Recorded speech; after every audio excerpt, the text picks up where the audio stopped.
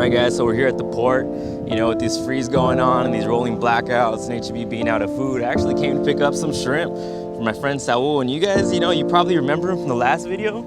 We were out at Boca Chica Beach, he caught a good tipper, that's where I introduced the porkers.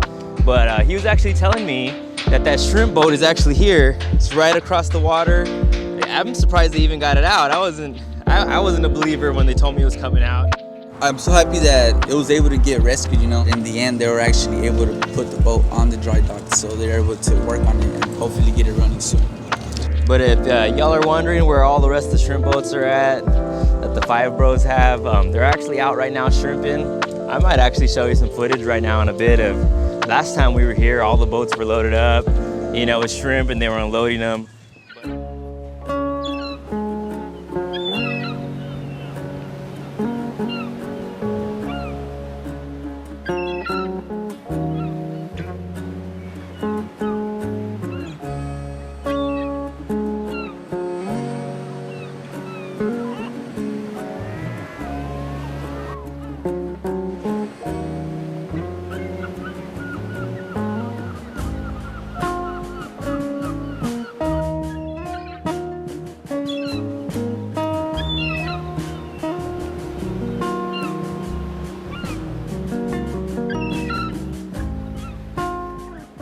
Saul actually promised to show us some footage of when he was offshore last time.